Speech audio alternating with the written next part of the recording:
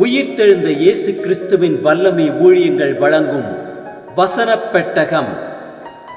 இயேசுவே கர்த்தர். இயேசுவையே தேவன் ஆண்டவரும் கிறிஸ்துவுமாக்கினார். இயேசுவே ராஜாதி ராஜா, கர்த்தாதி கர்த்தா. கிறிஸ்துவே மரித்தோர் மேலும் ஜீவனுள்ளோர் மேலும் ஆண்டவர். கிறிஸ்துவே போதகரும் ஆண்டவருமாயிருக்கிறார். வசனப் பெட்டகத்தின் இன்றைய தின கருப்பொருள் அன்பு. தேவன் அன்பாகவே இருக்கிறார்.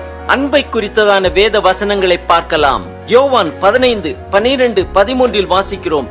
நான் உங்களில் அன்பாயிருக்கிறது போல நீங்களும் ஒருவரில் ஒருவர் அன்பாயிருக்க வேண்டும் என்பதே என்னுடைய கற்பனையாயிருக்கிறது. ஒருவன் தன் சிநேகிதருக்காக தன் ஜீவனை கொடுக்கிற அன்பிலும் அதிகமான அன்பு ஒருவரிடத்திலும் இல்லை. ரோமர் 12:9-10 வாசிக்கிறோம்.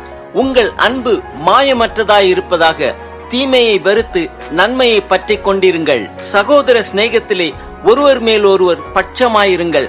கனம் பண்ணுகிறதிலே ஒருவருக்கொருவர் முந்திக் கொள்ளுங்கள். 1 கொரிந்தியர் 13:4-5 வாசிக்கிறோம். அன்பு நீடிய சாந்தமும் தயவும் உள்ளது. அன்புக்கு பொறாமை இல்லை. அன்பு தன்னை புகழாது, இருமாப்பாயிராது, அயோக்கியமானதை செய்யாது, தற்பொழிவை நாடாது, சினமடையாது, தீங்கு நினையாது. 1 கொரிந்தியர் 16:14 வாசிக்கிறோம். உங்கள் காரியங்கள் எல்லாம் அன்போடே செய்யப்பட கடவது. 1 கொரிந்தியர் 13:8 வாசிக்கிறோம். அன்பு ஒரு காலம் ஒழியாது. தீர்க்க தரிசனங்களானாலும் ஒழிந்து போம், அந்நிய பாஷைகளானாலும் ஓய்ந்து போம், அறிவானாலும் ஒழிந்து போம். 1 கொரிந்தியர் 13:13 வாசிக்கிறோம். இப்பொழுது விசுவாசம், நம்பிக்கை, அன்பு இம்மூன்றும் நிலைத்திருக்கிறது. இவைகளில் அன்பே பெரியது. 1 கொரிந்தியர் 13:2 வாசிக்கிறோம். நான் தீர்க்க தரிசன வரத்தை உடையவனாயிருந்து சகல ரகசியங்களையும் சகல அறிவையும் அறிந்தாலும், மலைகளை பெயர்க்கத்தக்கதாக சகல விசுவாசம் உள்ளவனாயிருந்தாலும், அன்பு எனக்கிராவிட்டால் நான் ஒன்றுமில்லை.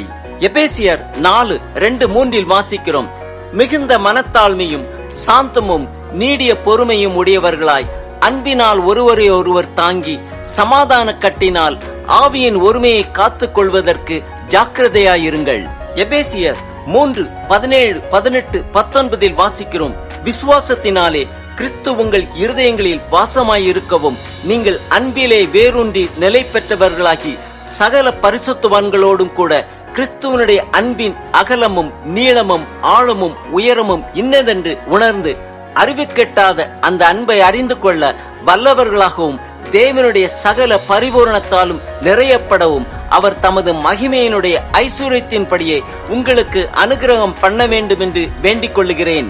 கொலோசையர் 3:14 வாசிக்கிறோம். இவை எல்லாவற்றிலும் பூரண சற்குணத்தின் கட்டாகிய அன்பை தரித்துக் கொள்ளுங்கள். 1 பேதுரு 4:8 வாசிக்கிறோம். எல்லாவற்றிற்கும் மேலாக ஒருவரில் ஒருவர் ஊக்கமான அன்புள்ளவர்களாயிருங்கள். அன்பு திரளான பாவங்களை மூடும். 1 யோவான் 4:16 வாசிக்கிறோம். தேவன் நம்மேல் வைத்திருக்கிற அன்பை நாம் அறிந்து விசுவாசித்திருக்கிறோம். தேவன் அன்பாகவே இருக்கிறார். அன்பில் நிலைத்திருக்கிறவன் தேவனில் நிலைத்திருக்கிறான், தேவனும் அவனில் நிலைத்திருக்கிறார். 1 யோவான் 4:18-19 வாசிக்கிறோம். அன்பிலே பயமில்லை. பூரண அன்பு பயத்தை புறம்பே தள்ளும். பயமானது வேதனை உள்ளது. பயப்படுகிறவன் அன்பில் பூரணப்பட்டவன் அல்ல. அவர் முந்தி நம்மிடத்தில் அன்பு கூர்ந்தபடியால் நாமும் அவரிடத்தில் அன்பு கூறுகிறோம். 1 யோவான் 4:12 வாசிக்கிறோம். தேவனை ஒருவனும் ஒருபோதும் கண்டதில்லை. நாம் ஒருவரிடத்தில் ஒருவர் அன்பு கூர்ந்தால் தேவன் நமக்குள் நிலைத்திருக்கிறார், அவருடைய அன்பும் நமக்குள் பூரணப்படும். 1 யோவான் 4:20 வாசிக்கிறோம். தேவனிடத்தில் அன்பு கூறுகிறேன் என்று ஒருவன் சொல்லியும் தன் சகோதரனை பகைத்தால் அவன் பொய்யன். தான் கண்ட சகோதரனிடத்தில் அன்பு கூறாமல் இருக்கிறவன் தான் காணாத தேவனிடத்தில் எப்படி அன்பு கூறுவான்?